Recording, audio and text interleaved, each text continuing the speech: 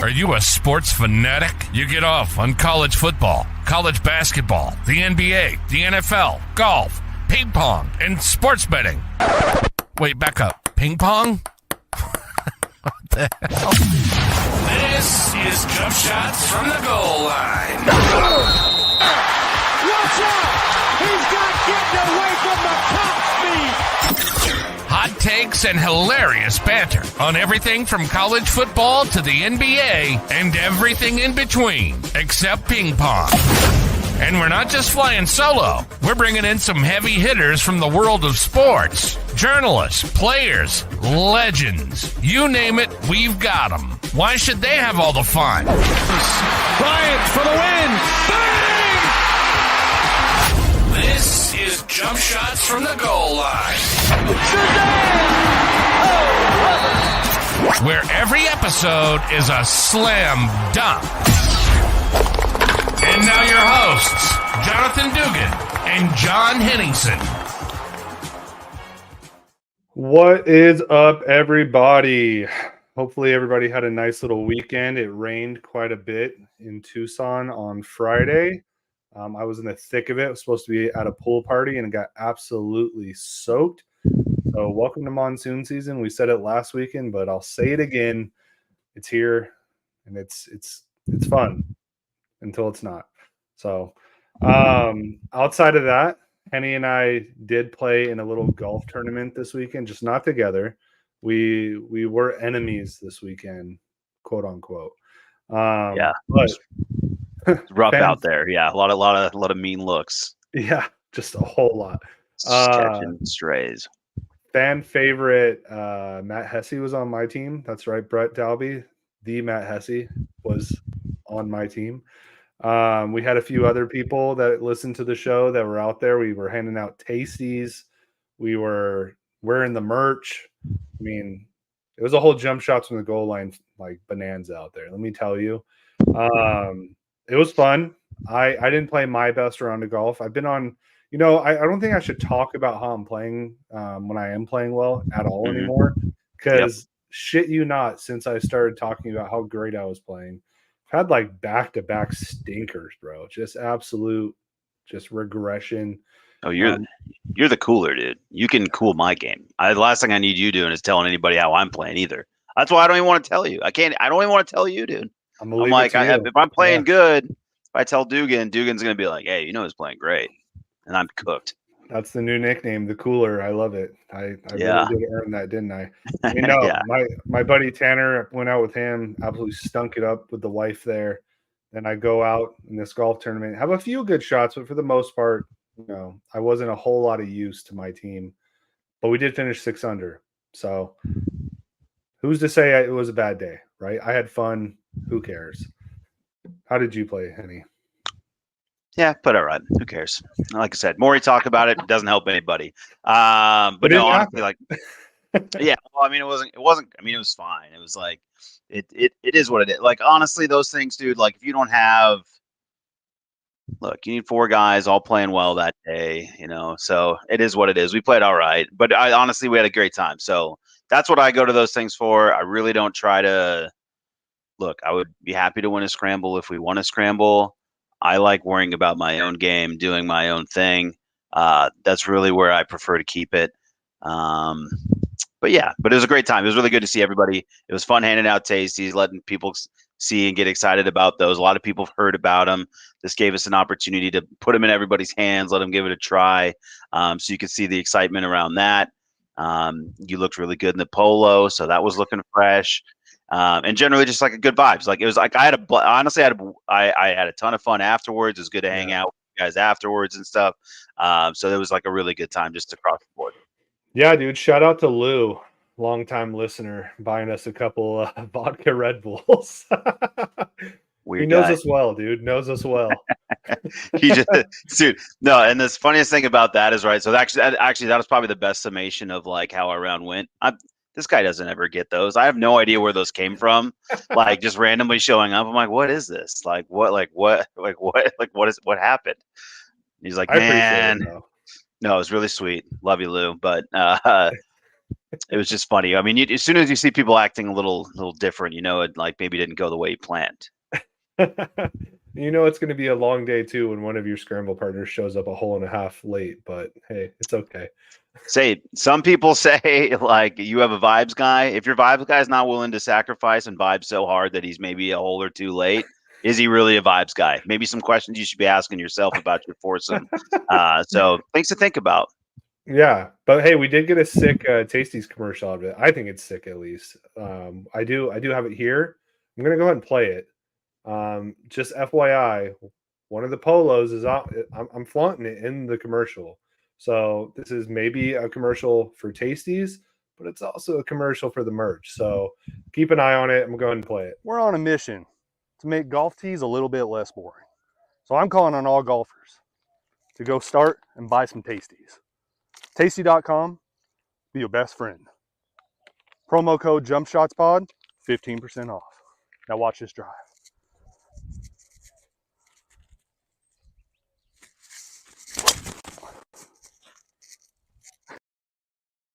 By the way, absolutely stink the shit out of that. I was like crushed, right? I was gonna say, I was like just lying and say it was absolutely piped because like you really can't tell. It seems like pretty decent cinematography. What you guys can see is like we're playing a beautiful course, so vibes are good. You know what I mean? You can't beat it up in the Ventana Canyon or Sabino Canyon area up in that way up at AZ National. So good stuff. I can't tell you how hard it is to put on a George W. Bush like accent. Yeah, it's pretty good. Like be serious with the camera and then immediately go and try to like crush a drive. Like, oh dude, like it was gonna go right the entire time. I wasn't focusing at all on the ball. I was just like, I have a camera on me right now. I just did a whole like infomercial for Tasties. I don't care where this ball goes. Another thing I like about the video, I don't know if anybody else could tell, but did Dugan look 6'5" in that video or I can tell you this, I look fat as hell. I think you look 6'5" and slim, bro. You look fine, dude. No, and dude, like I said, looked like you hit the ball a country mile to me.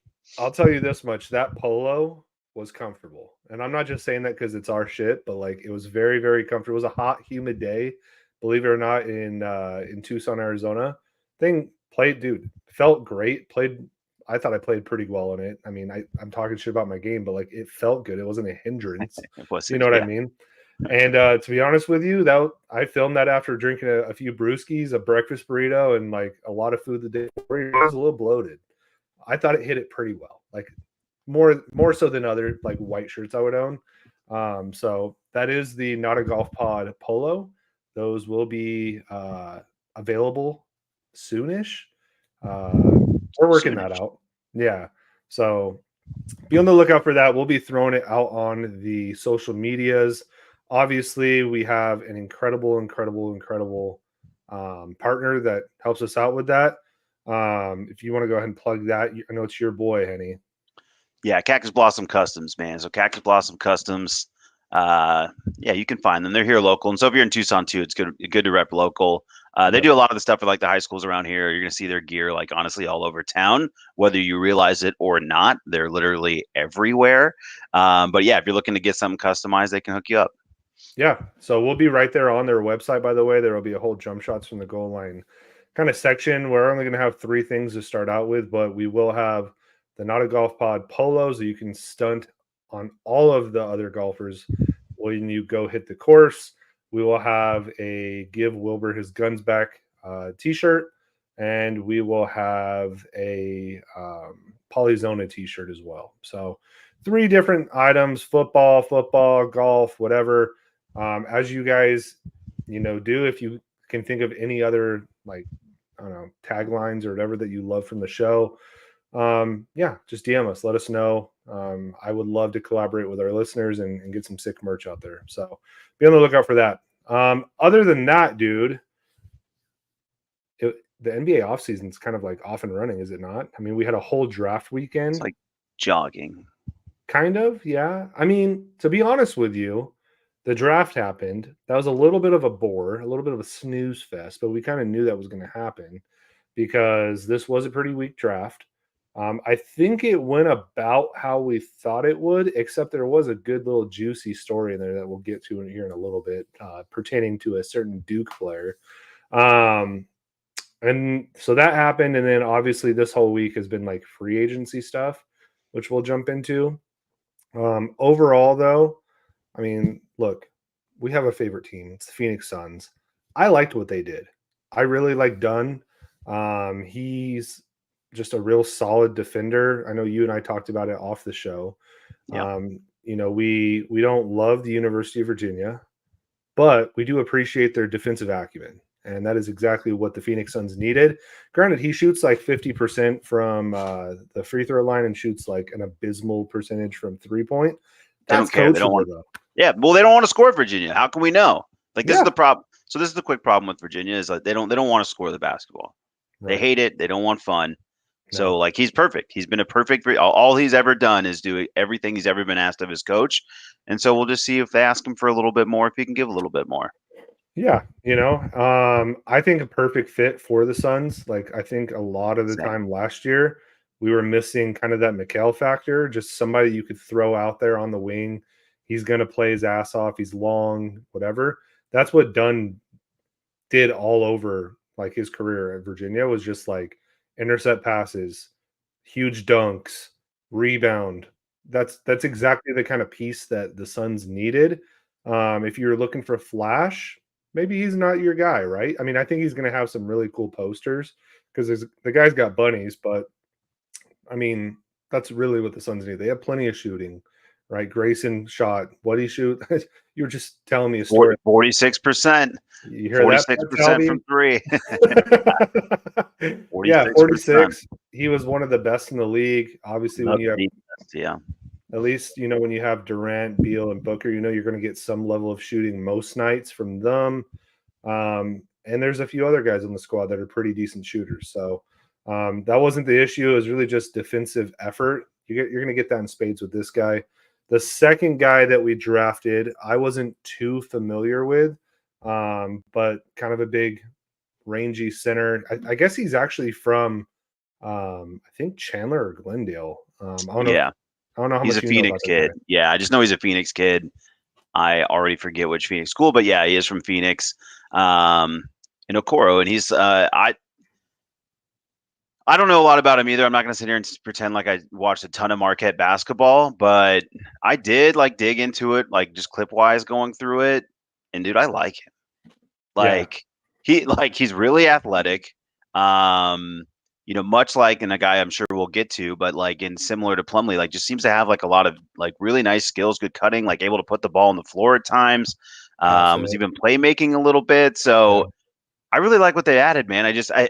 The biggest thing, like to me, when I think about last year, which is why I'm really glad that they added a pick. I think that was like the biggest win, was just adding another young guy to this squad, because like frankly, it's just an old team that just like needed some juice. Like it needed some guys that were just gonna, put some blind faith in whatever KD and Book were telling them and just go do it. I think what you got a lot of Eric Gordon being like, don't tell me, like I do what Eric Gordon does.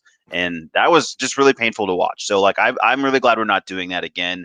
And by the way, so long. See ya. Have fun with Daryl Morey again. I did see someone like talking about how does Daryl Morey only know 15 guys? It does feel like he does only know a little 15. Bit, yeah. But so I'm just really happy to have like that youth. Like if he hits on one of two of these, it's a good draft, right? Like we don't need for both of these guys to be slam dunks. If both of these guys are rotational guys, like that's a huge win for a team that just like needed more depth and like needed some bounce. Both pretty polished too, right? I mean, like multi-year starter kind of guys. So especially Iguodala, like I think he might have even been like a team captain kind of guy, like kind of the heartbeat of that squad, which is nice. And when you go out and you add somebody like Mason Plumlee, which by the way, quick plug with there, to back up Nurk. If you can't get off Nurk, I think Mason Plumlee's a hell of a good backup. But Iguodala is going to do a lot of the same things, kind of what you were mentioning, just hustle defender, can finish inside. The biggest thing I think we're missing is just like the 3-point threat from the 5, but I think we can get away with it with like having Durant out there, having just all the shooters that we have. You really just need a guy to clean up. You know what I mean? Yeah, and it's really like everybody acts like there's just stretch bigs growing on trees. There's just not that many of those guys. Like we always act like there is, like, oh yeah, but like they want to stretch big, and I'm like, dude, list those guys. Who are they? And most of those guys you really don't want even shooting as many threes as you think you do in your head. Like they're not still volume guys. It's like, can this guy like stretch the defense once in a while? Like you could make right, Nurk takes those shots. It's terrible every time he does it. Does he shoot a terrible percentage? It's not even that awful, but like it's painful every time he does it. It feels like he's killing your offense. So I think it's a little bit overvalued. Like certainly like great. Yes, it'd be nice to have a guy shoot, but if you really want to have that stretch guy, then like that's when you can play the smaller lineup, frankly. Like that's when you go to the KD bowl type of lineup and you just say, hey, now there's like shooting everywhere. We're going to be a little bit smaller, but then you need someone like Dunn to make scrappy plays. You need someone like a Kogi to go offensive rebound or defensive rebound and defend. So I'm hopeful, man. Like I'm optimistic, right? I'm not of the opinion that they needed to completely blow this thing up. Plus, I don't really think they have the opportunity to. They don't have so, the choice, like, they don't have the choice. So, like, what else are you going to do? And again, like, everybody loves to have the answer. Every single Suns fan will tell you, like, they had all the answers. They never would have gotten it wrong. And, like, we'd already have 3 banners. Like, you're all full. Like, you don't know. You don't know. We could have gotten this wrong in a bunch of different ways. This is how we chose to get it wrong. Maybe we can fix it and get it right. Yeah, by the way, Oso is from Mesa, so I was completely wrong. I was in the vicinity. He's from Mesa. That's in the Chandler neighborhood. That's close. Yeah.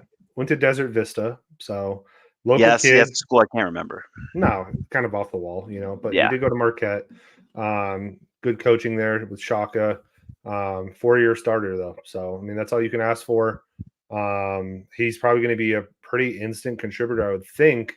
I don't know if this means they are actually going to get rid of Nurk. I think they would have already gotten rid of him by now. I think we're kind of stuck with the guy. I don't know if you really want Plumlee starting anyway, but I like both of the picks. Outside of that, I felt like Stephen A the entire draft because I didn't know a whole lot of the players. I don't know if you watched the ESPN draft coverage. It was bad, dude. Like homie he didn't know anybody and they had him up there, and it was bad. Oh wow, we actually have an international listener. Yeah, I'm excited to have someone from Australia. I mean, hello from Melbourne. Shout out Damien. Where's your interest set right now, player specific? If we're talking about basketball, I assume he's asking about free agency. I'm assuming this is a Suns fan who found us today. I needed a little extra content. Little Suns down under. That's cool. I would love that. If you're not, Damien, please let us know. Because we can go a little bit more in depth. Because we can, because if you're a Knicks fan, you probably want someone from Nova. Yeah, more than likely, right? That's probably what's going on. Oh wow, okay, here we go. I've been following the NBA since 2019. Raptors fan from down there. Dude, you are on the right podcast because I love Toronto. I've been there twice. They re-signed Scotty Barnes, which to a monster contract, like insane. Sure did. I actually like what the Raptors are building. I said that last year, and they went on like a huge losing streak. So I don't know if I'm the guy you want to trust, but I like their team. With you saying though that you're a global league follower, interested in all teams, look, Paul George has set the market, right? Him going to Philly is very interesting, but I think the larger conversation is, man, did the Clippers get fleeced by the Thunder? Like when you look at that trade, the Thunder go ahead. They're out here with the number 1 seed in the West, have an incredible squad. They have a whole treasure trove of just freaking like draft picks. And now they go out and sign Isaiah Hartenstein. Like they're a scary team going forward. Like they don't have a whole lot of weaknesses. Agree. Do we want to just jump around league talk? Or we just like I got Damien wanting to know. I was gonna say, I'm like, because if we're jumping into free agency, like I would just say in summation, the draft happened and Bronny James got drafted through nepotism at like at an incredible clip. We all know that's what happened. Stop pretending like it was anything else. It's fine. No one cares. It's for LeBron. It's people throw away 2nd round picks all the time. Not a big deal. As far as the league goes, PG is the biggest move, obviously, first and foremost. I do think that makes the Sixers interesting. What I would say to like kind of follow up in that in terms of like you setting the market, and Boston went crazy and re-signed everybody, and all of those guys have astronomical deals as well. 60-something million for Tatum. What I'm trying to understand is like, is just everybody in the second apron? Like, is that like where we're headed? Like where no one can manipulate? I feel like are in a bad CBA place, and I don't even like know for sure because I'm not going to pretend to be like a CBA expert all of a sudden. But I do feel like there's a lot of, for lack of a better term, like landlocked teams, like teams that don't have real freedom of movement. And that's just like, I just don't know if that's like fun for the league or good for the league, because what's been best about the NBA has been like the freedom of movement, like the mix up every summer. I think people have kind of gotten addicted to that. I don't know that, like there is like certainly something to that old school vibe of like, hey, this guy's here forever. And I think that'll always still happen, right? Like Book's been in Phoenix for a long time, and like obviously the fans are very attached there. Scotty Barnes is going to be there for a long time. These guys still stay 8 to 10 years before they even typically make that move from your big superstars. I think it's really weird what's going on, and I mean the Sixers have got to be just about maxed out, right? I mean, like all of Have to be. these contracts are all like right at the level of where the Bookers. I mean, because these, those are old market set, and now the Celtics have two players making $60 million in a year or 2 years from now, whatever it is. I don't know, man. It's kind of weird, and you can see how slow it's moving even this summer so far. So I'm a little confused again. Like the NBA keeps confusing me.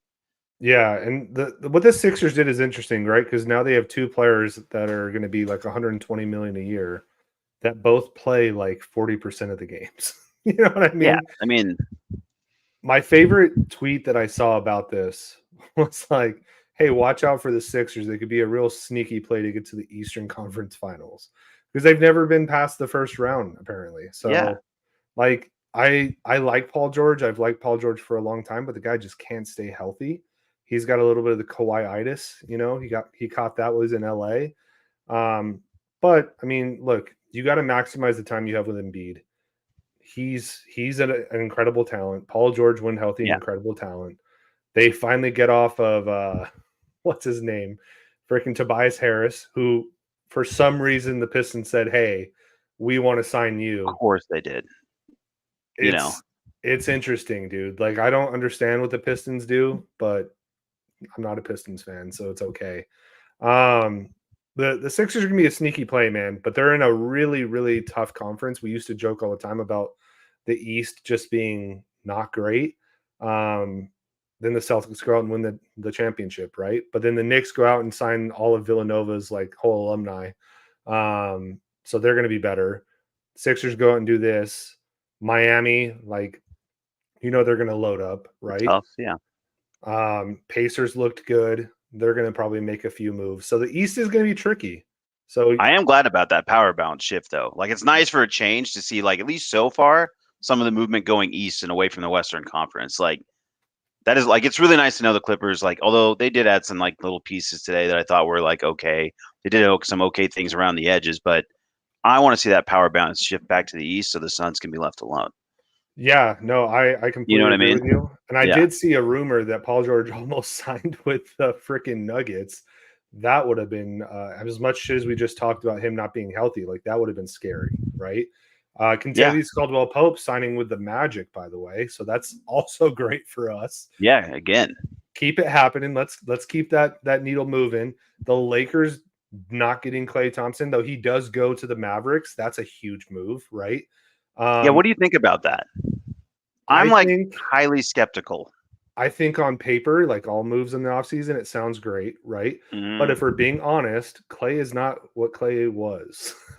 Another guy that can't stay healthy. I don't know if he moves as well as he did once before.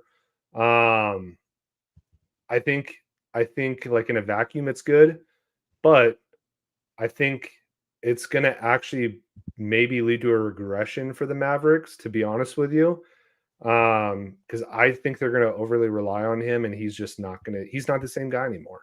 It's crazy too, him not being on the Warriors. That's just weird to think of. And I'm glad he's not a Laker, to be honest with you. Seeing LeBron James apparently called him, that wasn't enough to bring him in. That was interesting. Damian LeBron also took a fake pay cut so that he could not come over and then just take that money anyways. Potentially, right? Like, I mean, he opted out, and the rumor mill is swirling that he's going to take less money so they can do more with it. But who's going to join? You know what I mean? Like, who's out there? No one's I joining. mean, that's the thing about NBA free agency. It moves really fast. Damien makes a really good point, right? New Orleans. Valanciunas, I believe, signed with the Wizards. Am I right on that? I think I am right on that. No, that's right. He's there to build for a championship in Washington. The most Valanciunas has always been about the rings. The most obscure signing in the world. I like Valanciunas too, so that sucks, right? Like, I think he's a solid player. Yeah, but that's like he's the same guy you like until he's on your team. Yeah, I liked Nurk before he was on the Suns. Exactly. I was going to say, I'm like, does this sound familiar? Yeah. But New Orleans' move for DeJounte was, I think that's sneaky good. DeJounte had sneaky good. Had a couple, I'm not even going to say bad years, because I think he was probably like the Hawks' best player, and I think it's tough to play next to Trey. But dude, him going to New Orleans, that's going to be really good for that team. I don't know if they keep Brandon Ingram. There's a lot of rumors swirling around him going to the Cavs, going to just different teams. So that's going to be one to watch. But him with, just the rest of that roster, CJ McCollum next to him, I think that's a better fit for him than Trey. I think he goes back to playing that traditional point guard role that he played in San Antonio. They're a sneaky team. So we want to talk about the West potentially getting worse. That doesn't help. We don't love that, right?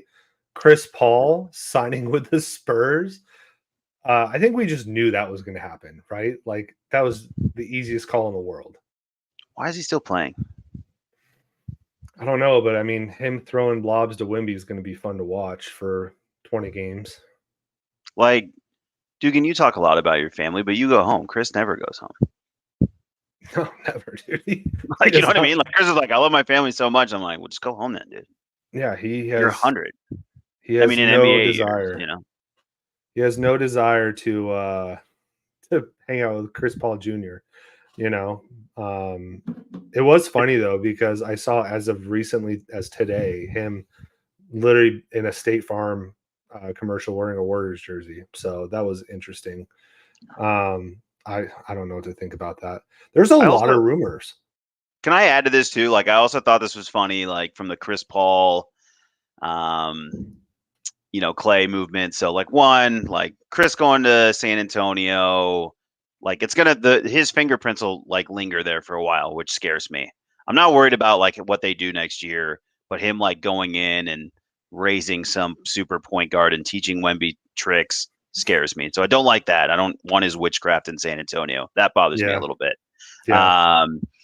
Clay going to Dallas again, like feels to me like a little too much or a little too late there. Don't understand why Dallas is going away from their youth movement to like get to this like big three thing. So I do want to kind of have a conversation about like, I thought the big three was stupid and then everybody's trying to do it still. Everybody told us in Phoenix, that's dumb.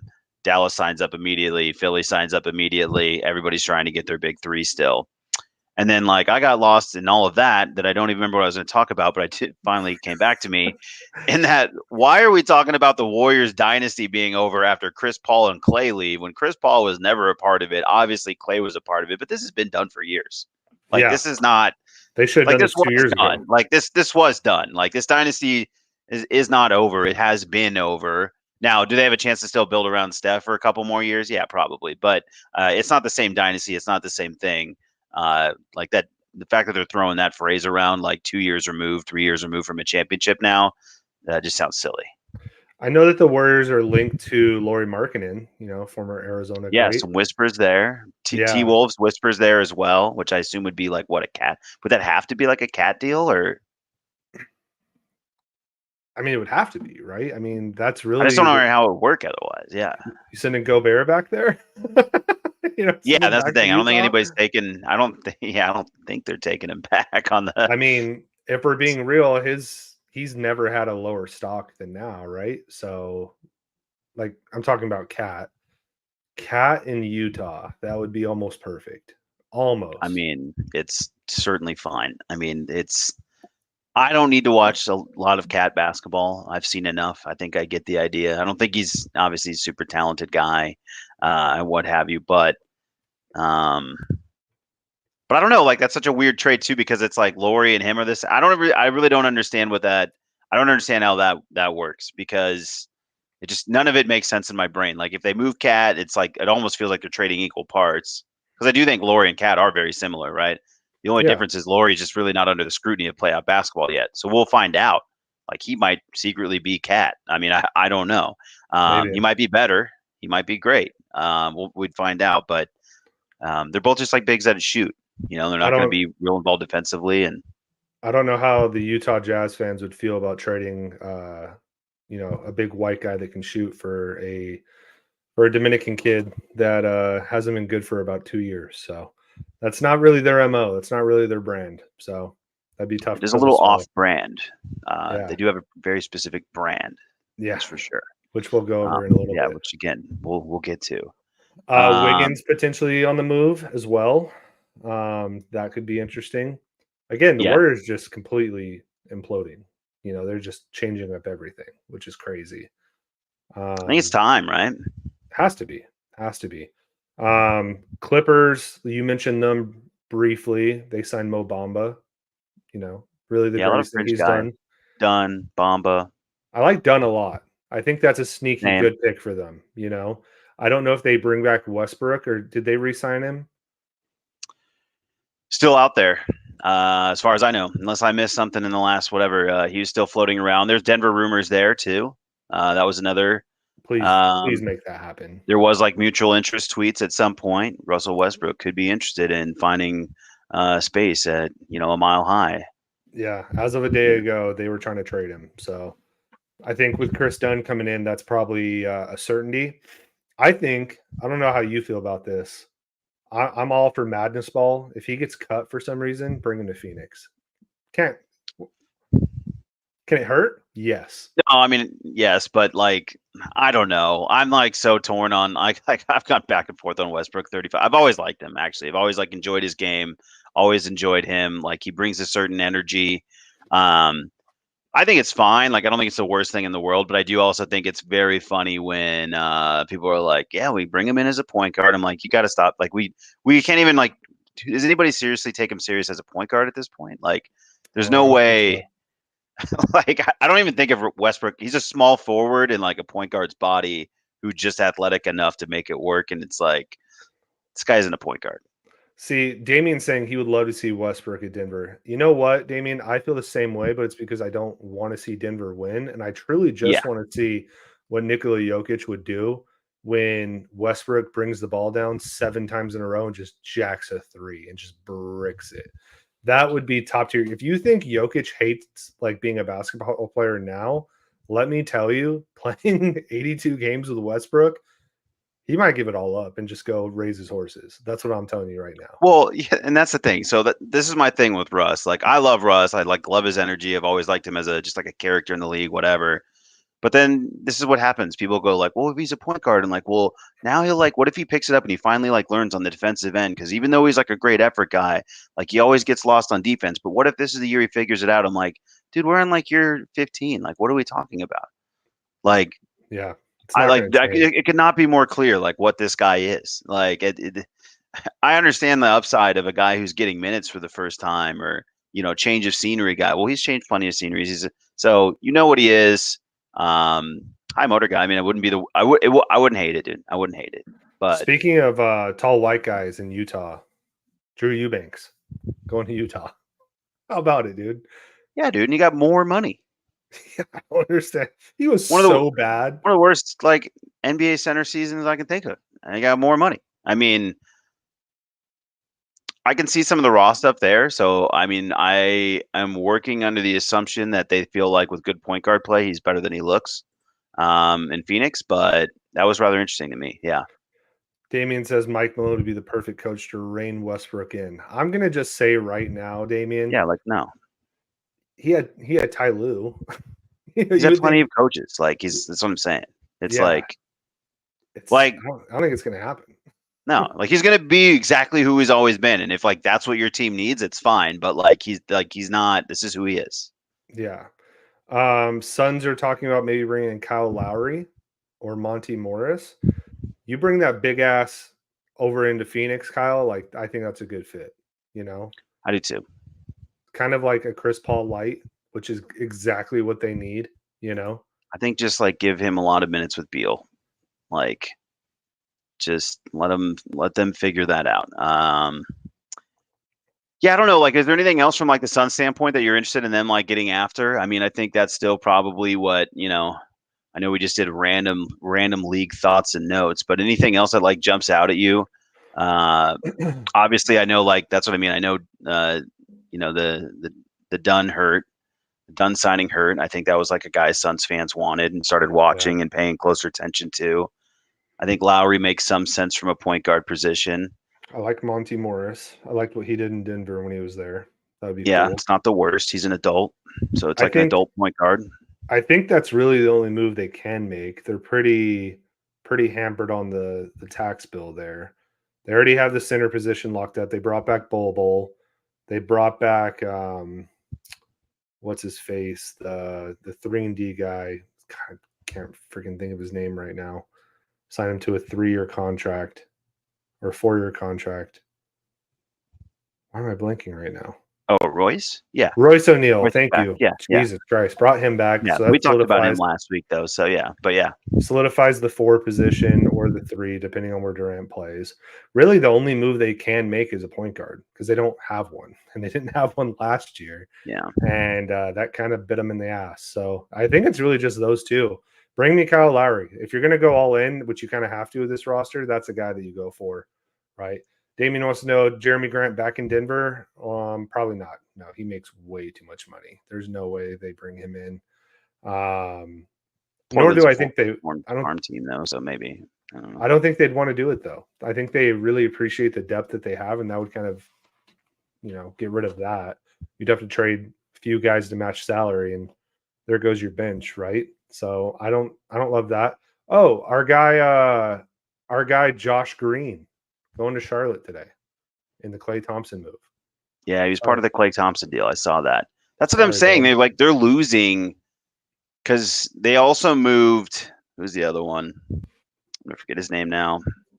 Something Junior, and I'm just spacing on it. And they're in Dallas, but they basically that's what I mean. They lost a couple wings and then basically just got older. And I'm like, yeah, they're like, well, now he's gonna be perfect for those corner threes they were getting. I'm like, well, that's like this is the classic put the fingers in the hole of the boat and then there's 2 more holes. I don't really think I understood really what they're doing in Dallas. I don't know. I know they didn't pay him a ton of money. For the people that want to buy the Klay Thompson revenge stock, go nuts, dude. Burn your money. That's what I think. I think you're burning money. Yeah. Damien want to know, when did the Suns get David Roddy? I didn't even think people down in Australia cared about David Roddy, but I'm here for it. A lot of people care about. Everybody cares about David Roddy. Got him at the trade deadline. They traded Demizi Metu and Yuta Watanabe, if I'm remembering his name. Yeah, right. So he's part of a deal from last year. So he's actually been on the roster there. And Bates Drop and Jordan Goodwin. I mean, it was just a total hey, we fucked up in the offseason. Can we please have? Yeah. We gotta dump all of these 1-and-1 deals. You guys want them? Yeah, we'll throw in a pick. Yeah, that's exactly what that was. But that's pretty much your NBA minute. That was the most chaotic NBA thing we've ever done. If you guys followed that at all, cheers to you. Yeah, cheers to you indeed. I do want to talk a little bit more about the draft though, quickly, but I couldn't tell you too much about the top guys, right? Like Zachary Rashodia or whatever how you say his name. Yeah, I watched his tape. I don't see a number 1 pick there, but nope. That's fine. Zach Edey going to Memphis. That's hilarious. Mm-hmm. There's a funny video circulating out there that's just black and yellow by Wiz Khalifa. I'm not going to play it on the show, but go ahead and watch it. I'm not trying to get copyrighted. That's really funny. But really, the top story out of the draft was Kyle Filipkowski. We have a little bit of stuff to talk about in Twitter fingers about it, but I want to hit on it more because it's just insane. Apparently, he has no contact with his family, absolutely none, because he's dating somebody that is 6 years older than him, or 7 or 8, something like that, and being groomed to be a Mormon. Thoughts, John? On grooming, on Mormonism, where do you want me to start? No, I don't know, man. It's a really weird story, dude. I didn't expect to see that story, just period. No. I'm just gonna like old guy explain this as best I can. Like, my understanding is the Mormons are doing really well on TikTok. Phil Bukowski is a young, impressionable man. I'm sure she's beautiful. Seemed like it was from what little pictures I saw. Yeah. Very easy to fall under the influence of a woman like that, especially under the powers of the Chinese government and their crazy videos. I think that's how TikTok works. Again, I don't subscribe. Um, and hey, could happen to any of us. Really could happen to any of us. But then the craziest part of it all to me is just like that he ultimately ends up in Utah, and that he like literally might have been turning off other teams. Like, because if she has that level of control, like that really has gone wild. And then, like any other, actually, I'll be careful here. Like some other cult scenarios I've seen from videos and documentaries that I've watched, and not to say that this is a cult because that's not what I'm trying to say here. Sometimes you have to cut off your family and you can't talk to them anymore. And so whether not going to I don't want a blanket statement Mormonism, but this is cultish behavior certainly. So I don't know. Did I nail it? Dude, I think you nailed it, bro. Like, I think the pictures of him taking her to prom when he was 18 years old, she was like 26. That was interesting. Yeah. That was a vibe. I think just his mom and brother going off on Twitter, that was also a vibe. I love that the brother hit up a random like NBA like Twitter page, and even the Twitter page was like, "Hey, you might want to tell this story to somebody that has a little bit more clout than I do, because this is pretty crazy." Actually, a good story. You should tell this story. Yeah. Yeah, I think it is hilarious that the guy slips to, what was it, like 32nd or something? Yeah, 30-something. Yeah, and he was like a lottery talent allegedly. Yeah, legit. The only team that would touch him was, per capita, the Mormon capital of the nation. Yeah. Worked out great for him. I'm sure his fiance, wife, whatever she is now, is just ecstatic. Good for them. I hope, best wishes in the future. Hope you have a huge family. But yeah, very interesting, because you're right. Like, it wasn't that long ago that he was being touted as like a top 10 pick. And in this draft, I believe it, by the way. Like, this draft was bad. Right. Yeah. I mean, look, he's a big guy with like a good skill set. Yeah. Like he's not like overly athletic, but modern day center kind of. Yeah. But he like has like a, he can pass, he's a good screener, he can shoot. He's, he has all the attributes that, fit in as like a good role playing center for sure. So really just a giant weirdo though. That's what it comes down to. It's definitely a weird story, man. Honestly, like it is like, because of like that, like anything that's cultish, man, you just like hope they like get out. Honestly, like my gut reaction for him, and I don't know him, but like I would imagine his family is like, get out, like get away from her.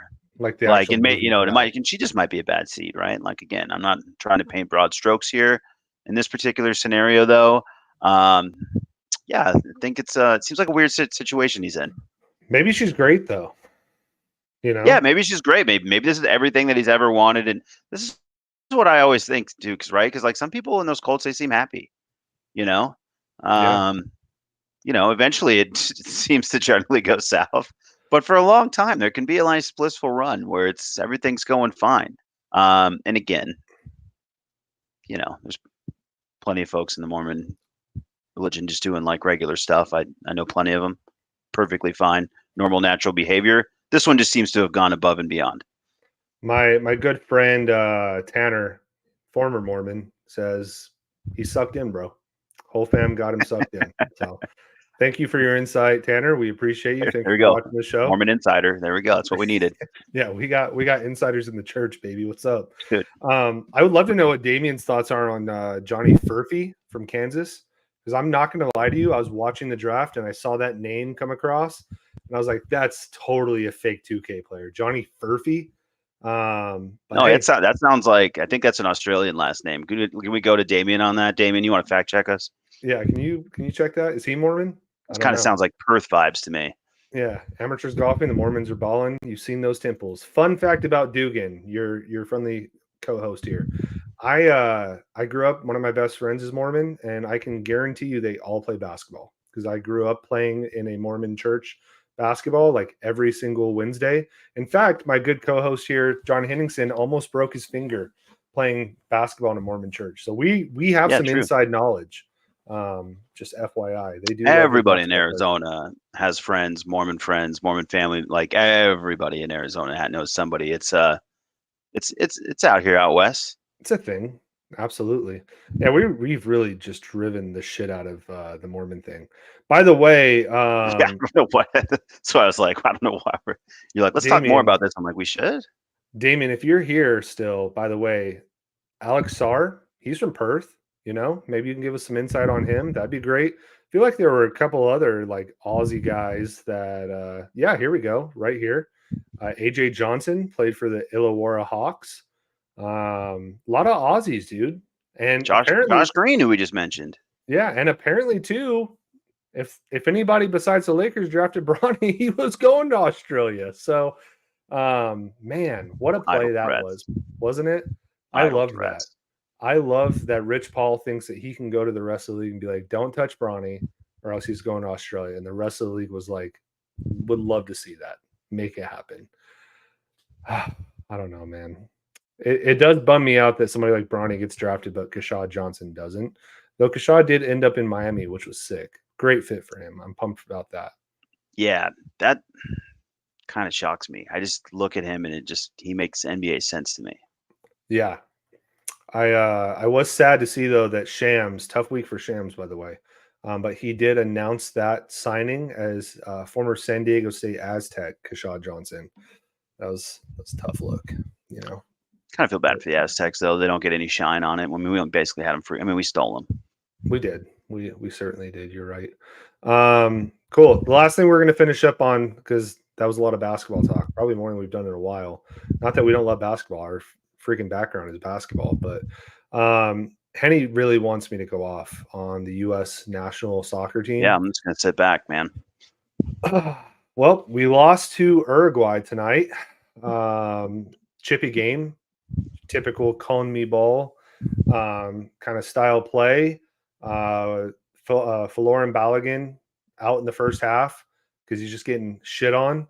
It was probably one of the worst ref games I've ever watched in any sport ever. And that's saying a lot. I watch a lot of sports. Just ask my wife. She loves it. Really bought into her husband watching sports nonstop. In fact, that was a point of contention tonight that I was watching the game. So, you know, shout out to you, wife. But yeah, we lose 1-0. And for you non-soccer watchers, that's 0-0. The U.S. team kind of gave up their own destiny when they lost to Panama. A team filled with a bunch of MLS players and players that play in Mexico and elsewhere, because we thought our shit didn't stink and we just dropped the ball quite literally. Timmy Weah got a red card within like 18 minutes and just jeopardized the entire game. And Greg Berhalter is such a shit coach that he, you know, coach his way out of a wet paper bag. Then we go out and play a basically like do or die game against Uruguay, and just game got away from us. Ref got in the way. He was admittedly horrible, like terrible. But there was no point. There was no plan of action with this team. As soon as they got punched in the mouth, they didn't fight back. They just kept getting punched and just going backwards. The real shitty thing was what needed to happen was that Panama needed to either tie or lose to Bolivia, which Bolivia has lost like 6 games in a row, including to the U.S. Bolivia went down 1-0 pretty early, then tied the game in like, I don't know, like the 60-something minute.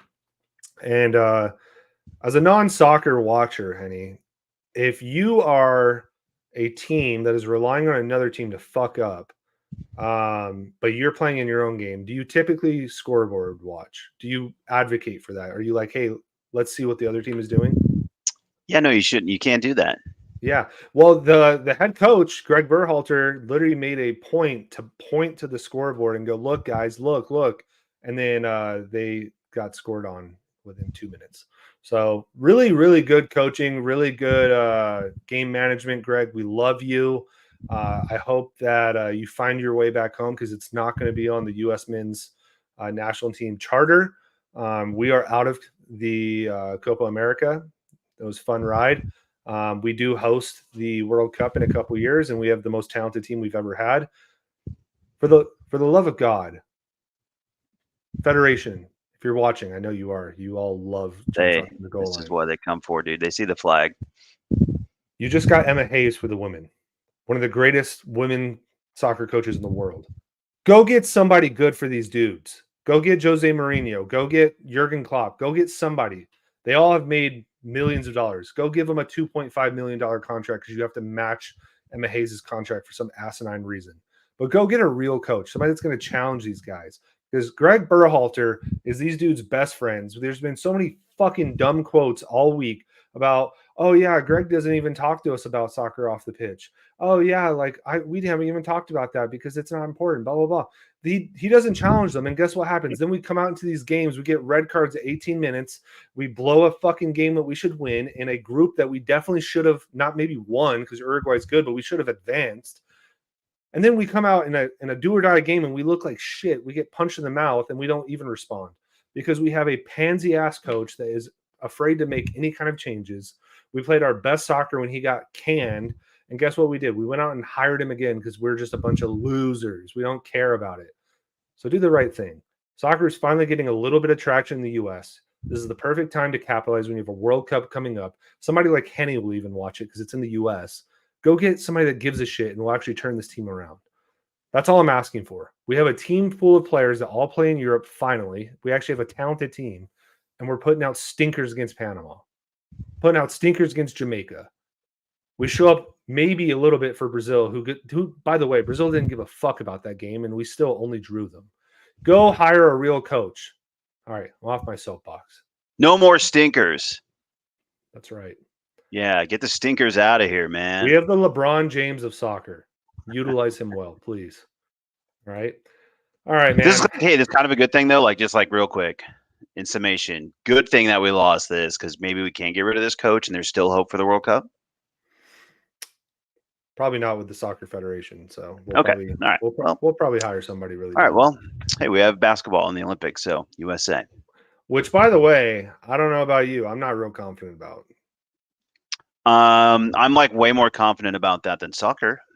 I mean, that's not far off, right? I mean, duh. But like, if you look at the world scope of things, if you look at the rosters, like they're actually pretty loaded out there. Like France looks really good. Canada's loaded. Yeah, Canada looks really good. Even some of those, I mean, dude, Serbia could whoop our ass. I think they whooped our ass in the World Games, didn't they? That was like one of the teams that beat us. Croatia, I think that's where Luka's from, right? Or no, he plays for Slovenia. He just has a Croatia tattoo. Slovenia could beat our ass. I mean, look, we're still USA. We should dominate. We should. We absolutely should. And we have LeBron James again. That's cool. A few of the old heads are back on the squad. Cue the Michael Phelps clip. Yeah. Oh, yeah, which, by the way, that's for Damien, too. Hope you caught that one, Damien. Australian swimmers talking shit. Not on our watch, bro. Yeah. No, but I'm a wee bit more nervous than I usually am going to the Olympics. Usually we go to the Olympics and we wreck shop, right? Nobody even comes close to us. At least not since Sydney, believe it or not, Damien. That was the last time we got our ass kicked. This time I'm a little bit more nervous because it seems like the world is catching up. Look at the NBA draft. We just talked about it. Like so many of the picks were foreign, right? They were all international. Sure. So they're catching up. But we do have a little bit of the old guard. We got LeBron. KD's still there. Booker's going to be wearing a headband looking like an idiot. I hate when he wears the headband. It's such a dumb look. So dumb. I don't love it either. He always plays worse with it on, too. That's the thing. We see Kawhi to opt out. A couple more opt-outs, we're good. Yeah. Then they're like, we're bringing Derek White. I'm like, I guess. You just know that Mason Plumlee is going to find his way back on the national team. It's going to happen. Some of these dudes, the random role guys are like the guys that end up being the best in the Olympics, though. That's just funny to me. Like, I'm pretty sure we could roll out like 12 just role players and kind of win. But like when you stick all these stars together, it's just always awkward. We talk about nepotism with Bronny going to the Lakers, but like nepotism was alive and well when Coach K was coaching the national team. Every year, at least one Duke player, baby. Just obscure Duke player that probably won't play, but he's there for sure. I was watching a clip about Melo talking about how much Kobe hated JJ Redick because he got tired of Coach K yapping about him. And so he just go and beat the shit out of him in practice. Great story, by the way, but check that out. It's making the interwebs. But the Olympics will be starting here in a few weeks. We will be covering, I guess, some of it. I'm down we'll to talk talk Olympics, about. dude. We'll talk Olympics. I'm a former swimmer. I'm down to talk about the swimming. That's always fun. The track stuff is usually pretty cool. Basketball's there. The thing I won't talk about, though, we'll talk about it in Twitter fingers, but like flag football, not looking great there. Not a good one. I think they have I know they don't have baseball in the Olympics anymore, which is wild since they have flag football. That sucks. They have a lot more obscure events nowadays. I don't know if you noticed. They have some really weird stuff out there. I guess it's just the cultural shift in the world that I'm unaware of, But I mean, there's always been weird stuff in the Olympics, so. Oh, did you see the fun story about the French people shitting in the river? Yes, I did see. Yeah, I did see the French are just gonna all shit in the river. Yeah. But someone's put there's like an open swim scheduled there, right? Yeah, I think. Well, I think there's like some version of like an open. There's some sort of event I think that's supposed to happen. Rowing. Yeah, which I guess hopefully they don't get in the water. I feel bad for anybody if they have to be involved in the shitting, but generally speaking, just a bunch of French people shitting in a river is funny. Tanner says we should cover skateboarding. I'm down. I love like professional skateboarding. Actually, you get out your little tech deck. I legit have a tech deck. My daughter stole it, but I do have a tech deck. I grew up skating, believe it or not. Can you imagine a 6'5" guy like myself just out here ripping ollies? Honestly, I would have guessed you were a blader, bro. Not a blader. Actually, I can't rollerblade at all. I've tried. I cannot. I'm not good at it either. I'm not good at any of those things. Yeah, I can ride a bike, dude. And then I've tried ice skating. Ooh, bad. I was actually okay. I kind of hung in there in ice skating. Well, you have the figure for it. Thank you. Thank you. You guys know Dugan's 6'5"? Yeah, Lou, letting you know right now, buddy, I'm 6'5". Just FYI, at home, you too, Brett. You too, 6'5", right here. Look, and just I don't even know if I should tell people, but clamoring, people that meet him in person, they're like, you got to get the word out there that this guy's 6'5". I think people need to know. So we're just gonna do our best to really make sure that the word gets out. John Dugan, 6'5". I just sit a little bit further away from the camera than Henny does, so Henny looks way bigger than I do right now. I'm 7'3". Yeah. Henny actually might play in the Olympics. Yeah.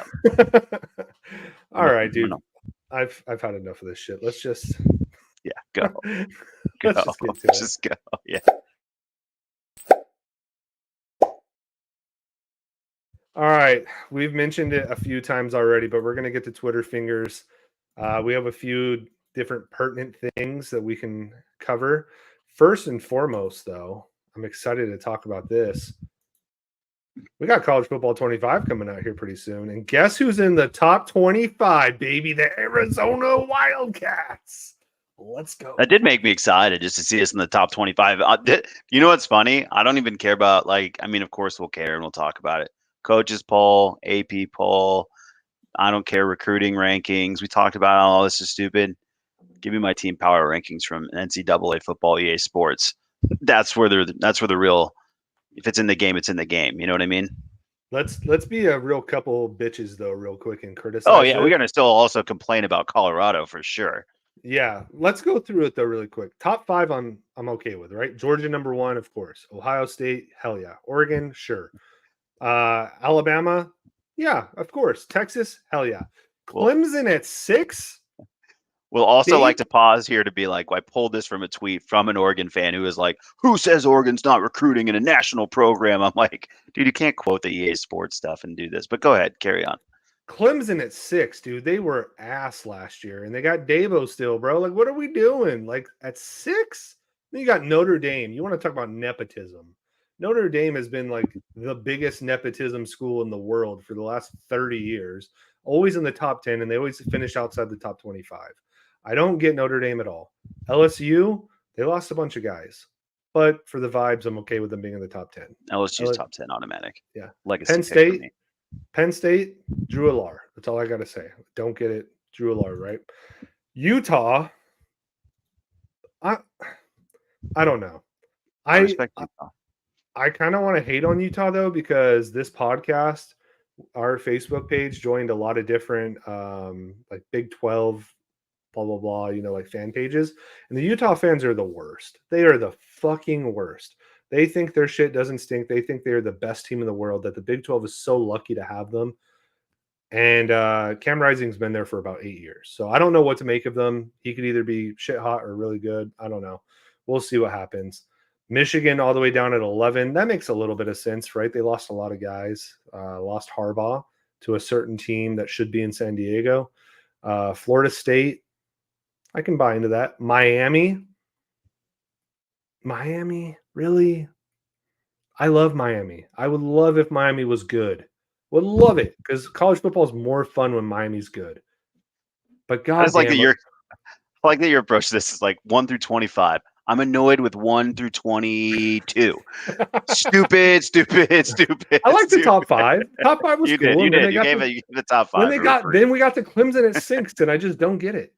A&M, what? What are we doing? Ole Miss is behind these teams. You can't tell me that Ole Miss is worse than A&M, Miami, Utah, Michigan, Florida State, Clemson. Ole Miss is a bunch of ballers, bro. Like, freaking Freshwater's got them boys humming, dude. They got a bunch of good people. But the worst thing on this list, you already mentioned it, Colorado. What the fuck are we doing? Colorado was 4-8 last year. Yeah, that's stupid. That's the one that, like, everything else up here, like, whatever. I don't know how the rankings go into this. Blah, blah, blah. Colorado, get out of here. Colorado. Get out of here. What are we doing, dude? Like, and I don't know if you noticed too, all the promotional stuff always has Colorado in it. And I'm just like, yeah, of course. Yeah, do people not watch? Like, Colorado's not good, like, at all, in any form or fashion. But whatever. We got college football 25 coming out. I'm pumped about it. So it's good to see those rankings, though. Like, that's like a ranking that I'm into. Yeah. This is one you sent. I know you want to talk about this. This is right up your alley. I mean, look, Bobby Bonilla Day is great, and everybody in sports knows that Bobby Bonilla is great for getting this deal. And, like, basically 25-year contract. Like, once he leaves, he gets paid out $1 million on this date every year. Everybody celebrates it in sports. All of the tweets go around and circulate. What I did not realize, though, and Darren Ravel, we all know to be an annoying individual. However, this is a good tweet here. I did not realize that the Nats still paying $15 million to Max Scherzer. Ken Griffey still getting a payment from the Reds of $3.59 million. And then Manny Ramirez even getting one from the Sox for $1.96. I just didn't realize there was all these other deals out there that were like this. So I did find this interesting.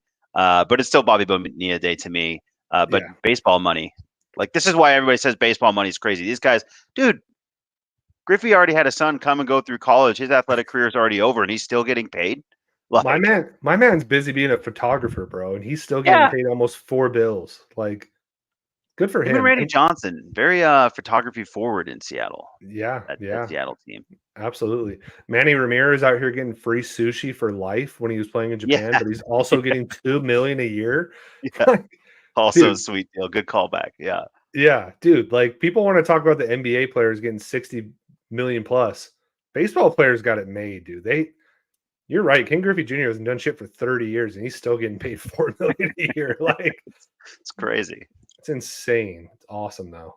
Just imagine you're just like, this. The check hits. You know what I mean? You're like, your wife looks at it and she's like, "What did you do?" And he's like, "Oh no, I don't know why they send those." Yeah, you definitely got a separate bank account for that. Right into his DraftKings account. Arizona's football helmets in its Pac-10-12 existence. Real quick before we jump into this, Arizona put out a video yesterday. Yeah, it was kind of like a going away from the Pac-12, and tears were almost shed. Right, they had Dick Tomey right off the rip, just talking. Yeah, and they had everything else. I'm gonna miss you, Pac-12, Pac-10, whatever you want to call it, whatever's clever. I'm gonna miss you. Looking forward to the Big 12, but like, look at these helmets. You cannot tell me that Arizona football doesn't have some of the sickest helmets in like all of college football. Like, the Copper Domes that came out a few years ago are so sick. That the old A, those were dope. Like, look at some of these, dude. The Chrome Domes, I like those. I don't know if you liked them. No.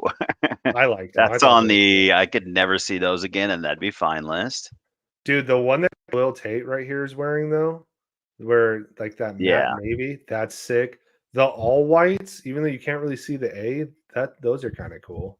Like, look at all these freaking options, dude. Look at all the chrome dome just for me right there. No, just give me the classics and don't ever change. Give me the stripes, give me the block A, and leave it alone.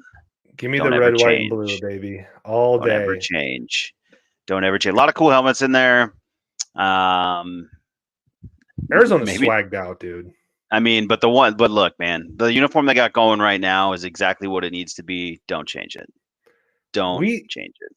We don't get talked enough about just the swag levels that Arizona brings. We talked about it making chrome helmets and shit. Dude, first of all, those are sick. But we talked about baseball having like some of the best uniforms in college baseball. Yeah, they are. Basketball typically has some pretty sweet uniforms. They need to just stick to the classic though, by the way, with basketball. It's kind of the same vibe. Yeah, those classic like early 2000s Arizona uniforms are the sickest. But football, maybe it's just because we're not like a traditional powerhouse. We always are swagged out. We always have some sick unis. So yep. That's what it is. Just got to put some wins in those uniforms and they'll play. Yep. Just woke up to the most beautiful thing. This is from you. You want to talk about this? Yeah, I mean, you want to tell me what happened? I don't watch soccer, but Cristiano Ronaldo missed a penalty kick. That's all I know, and people like to laugh at him. So is that still what we're up to? It's still just all Messi, no Ronaldo, boo. Yeah, that still plays. Absolutely. Okay. For sure. Yeah. That's pretty much it. Portugal did end up winning though in PKs. So yeah, it sounds like the rest of the guys blew it, huh? Yeah. Definitely not Ronaldo. But Denzel Washington and Gladiator 2. By the way, in terms of like sequels, I'm pretty pumped about Gladiator 2. Gladiator is like one of the best movies of all time. Yeah, I would say so. 1, Gladiator, one of the best movies of all time. 2, Denzel, one of the best actors of all time. This picture, he already looks cool. Just all get out. I'm in. Yeah, you add Denzel Washington to an already incredible movie, you know it's going to be good. Denzel doesn't do no shit. I don't know if you never noticed. Like Denzel, only in good movies. Denzel's one of the only people who's like, I'll just go like, I'm like, Denzel's in it. I'm like, yeah, you can put it on. Yeah, absolutely. It's not like who's a good example? Oh, I can think of Al Pacino, right? I saw a thing this weekend where Al Pacino said his career was almost ruined by Jack and Jill. That Adam Sandler movie. He said his whole career came to a complete and utter stop, and it didn't get better until he was in The Irishman. Denzel would never, right? Denzel's only in good movies. The Equalizer, great movie. This movie's gonna rock. Has to. I mentioned this earlier. All right, Team USA. You were really locked into this. You sent me multiple versions of this. Basically, I did. You're really obsessing over this. I mean, how could you not? Right? I mean, I don't even know what this is. Listen, dude. At the end of the day, like we've given a little bit of leeway on all other sports, right? Like basketball, we just talked about. The world's starting to catch up. The World Baseball Classic, Team USA didn't even win, right? That's okay. All right. Baseball's been around for 150 years. There's a few other sports out there that, like, USA is still number one because we always are number one at everything. But football should be like, we should dominate the shit out of the world. And guess what has happened? We have not been this, like, just brutalized since 9/11, dude. Like, the U.S. has lost in football on the international stage to Austria and Japan. And Japan kicked our ass. I don't even know who's on these teams. Couldn't tell you. That's right? What I'm saying. Like, what is this? Like, I don't even know what this is. I don't know if it's a bunch of JUCO kids. I don't know if it's like Division III kids. I don't know if it's just like some smaller, like non-Power 5 schools, whatever. It doesn't matter, dude. We should be kicking ass and taking names in football. I don't care who we play. We go play freaking like the biggest, baddest people in the rest of the world. We should kick their ass because football is about as American as it gets. And I'm just saying, Sleepy Joe, maybe. Is it his fault? Who's to say? Maybe we'll find out in the next debate. Still arguing about golf right now. Yeah. All right, here's the Cal Filipkowski. If we didn't explain it well enough, we have a great video to show But it. it all wraps up perfectly that he got drafted by the Utah Jazz. Here's the story. Let's start here. Kyle Filipkowski, he's 20 years old. He just got drafted by the Utah Jazz. This is his girlfriend. She's 26. They started dating a couple years ago when Filipkowski was still in high school. In fact, this is them at prom together. She would have been like 24 at the time. I think he was 18, but that's still fucking weird. But it gets weirder. Filipkowski's mom and brother are revealing on Twitter right now how his girlfriend groomed him into Mormon culture and cut him off from his entire family. Here's the tweet. So it starts off here. Daniel Filipkowski, his older brother, says, "I'm Kyle's oldest brother. You all don't have a clue of the extent of the story that has to do with his girlfriend. There's a story that has been pushed under the table for nearly 2 years now." And his brother reveals, too, that no one knows about this story outside of who's involved, the Duke coaching staff, and his agent. Then the oldest brother reveals this. Other than messaging him on his Instagram account, don't know how to get in touch with him. But look up and read on Mormon grooming and brainwashing, and you'll find some introductory details in there to connect some dots into the story that's going on here. So back to this. Grooming's a big word to throw out there, by the way. However, she was like 24 going to high schoolers prom. Again, he might have been 18, but still. And then Kyle's mom weighs in. You're opening a 2-year issue. And she is 28 with an endgame 3 years ago to have a diamond ring on her hand when Kyle left Duke. He was still in high school. I don't know. To me, it sounds like Kyle's mom is accusing his girlfriend of trying to groom him into the Mormon culture and kind of use him for his potential money once he makes the league. This is all a weird situation. But what is a little funny is that while Kyle Filipkowski's girlfriend might have groomed him into the Mormon culture, he got drafted by the Utah Jazz. This situation is serious and it's not funny, but like, of course he got drafted to the Jazz out of all teams. I just heard a story about. I disagree with him on one thing. It is hilarious. I don't know about Oh, you. just that it's funny across the board. Yeah, hilarious. you're like, no, this is just that's what I'm saying. It's like it's so many different things, dude. It's just like weird.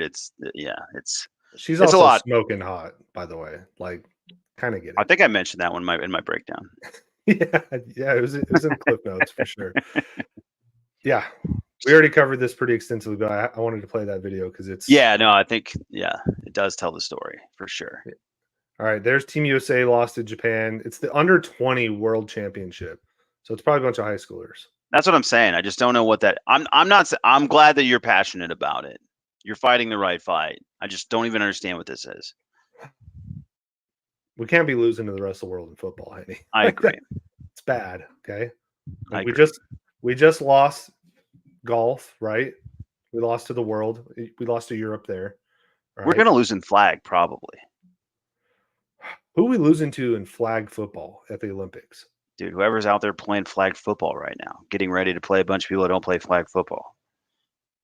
How did we not prepare for this, by the way? Like, there's got to be some players like fringe NFL, like that, you want to go make a quick bag, you want to get some branding, go play in the Olympics. There's got to be, like, we mentioned DeAnthony Thomas with freaking Jacory. DeAnthony Thomas would murder fools in flag football. There's got to be more of like that kind of guy. I mean, I agree with you. We've been propping up America pretty hard the last couple weeks, but the wind's really coming out of my sails right now. I gotta tell you, I'm gonna need some. I'm gonna need a. I mean, this 4th of July better hit because I really need to drink from the cup. You know what I mean? I need a little something to recharge these America batteries before the Olympics come around because it's been down bad. And you're gonna have a dog in one hand, a Miller Lite in the other, and gonna be watching some fireworks. It's gonna get recharged. Don't you worry about that. Yeah, which by the way, I just say like fireworks for all the best holidays. I was saying this, like this is going back to Juneteenth. I'm like, hey, we got to start shooting off fireworks, man. I don't think people are putting enough respect on this holiday's name. You add fireworks, totally changes it, totally ups the ante. Everybody's in. Dude, not that everybody's not in, but I mean, Let me tell you, bro. I went grocery shopping with the wife this weekend. I usually just go by myself. That's kind of like me time. She wanted to tag along. I couldn't tell her no, right? But in Fry's, they have like the party pack, like, the one that's like that big, 150 bones for like the fireworks, which, by the way, I feel like that went up a little bit this year. Thanks, inflation. But so close to buying it. So close. You're trying to be up on America and you're still feeling down. This is what I'm talking about, man. It's tough, dude. You want to be patriotic, but it's $150 to be patriotic nowadays. So I don't know what to tell you. I'm saying, dude. I'm trying to embrace every single one of these holidays, like live it to its fullest. If I was grocery shopping by myself, I'd have $150 worth of fireworks right now. Luckily, my wife did remind me that, speaking of my good friend Tanner, it's his gender reveal this coming week. Though I feel like my friend Tanner would have definitely been okay if I brought the $150 party pack of fireworks to his gender reveal. Like, of course you would have. If I wasn't snipped, bro, and I was having another kid and I was having a gender reveal and somebody brought fireworks to my gender reveal, that person is my best friend now. Dude, I'm always down for someone else to start a fire. Yeah, not my problem. You know what I mean? Like I was like, well, who shot all those? I'm like, well, dude, that's what Tanner did. I was like, he was having a kid here and got crazy.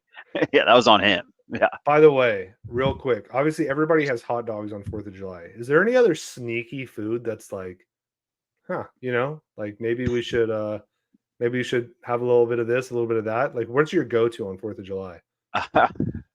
Chip guy, amateur golfing got me there. No, I feel like I'm pretty like hot dog dominant. I do think it's like hot dogs. I think it's burgers, but I mean, it's like as long as it comes off a grill, I okay it. I support it fully. As long as it's coming off a grill, I'll take it in. Like in terms of like, I don't know, there's other sides you get down. I feel like watermelon. Like I like to see some watermelon on 4th of July. I think that's the only time I eat watermelon nowadays. Oh, not me, man. I get it in as many times as I can in summer. Like I'm a big melons guy. Yeah, big melons guy. You can take it however you want. Put that on a shirt. I'm a big melons guy. Yeah. So like no matter, but legitimately cantaloupe, honeydew. Yes, I will. Watermelon. Like you can I've had people recently tell me, this has been coming up a lot that, like, hey, I'm not really like a melon guy. I'm like, what? I just don't really get that. I think they're all great. I don't know if anybody else caught that, but I do want it to be on record that Henny is a self-proclaimed melons guy. So yeah, dude, big melons guy, I said. Yeah, put it on a shirt. Yeah, maybe that's our next shirt design. So slap it on a biscuit. Yeah. All right, y'all. We've gone long enough. I always think these episodes are going to be like 30 minutes if we get on here for like an hour and 15. So with that in mind, guys, do us a favor, right? Click that follow button. Damien out of Melbourne, please share the show more in Australia. Get more Aussies on the show. All right. Aussie. Yeah. Oi, oi, oi.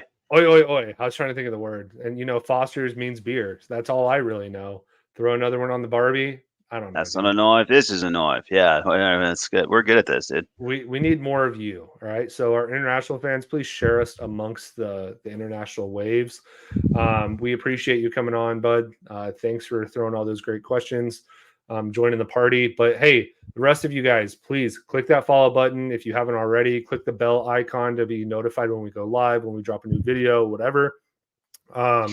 And then if you're using Spotify, you're using Apple, if you're listening to this just audibly, click that subscribe button there as well. So leave us a 5-star review. It helps us beat the algorithm. That's huge.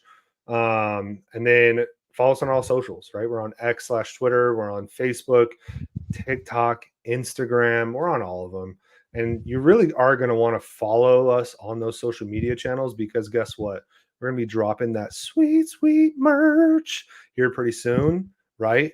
And you got to be the first to know about it, right? I already showed you the sick, like, Tasties commercial where we're in the sickest not a golf pod like polo in the world. That could be yours. All right. It could be as soon as we drop it here in a few weeks. So be on the lookout. We'll throw it on our social media, probably the Instagram, on our stories, and then we'll just promote the shit out of it on here. So you won't know unless you click that bell icon or if you're following us on social media. So make sure you guys are doing that. Other than that, I don't have much else. I hope everybody stays safe. Don't pull a Jason Pierre-Paul and blow your hand off. Please, please. I do not want to hear any of those stories. Enjoy the 4th of July with your family. And other than that, Henny, you have any closing words? No, I think everything you said nailed it. Let someone else start the fire. Enjoy your 4th of July. Yep, because we didn't start the fire. That's right. You don't want to keep going? All right, never mind. I didn't I'm going to mess it up. I was thinking about it, but yeah, okay. All right, everybody. Like 50-50, I would say all the wrong words. Happy 4th of July, everybody. Bye.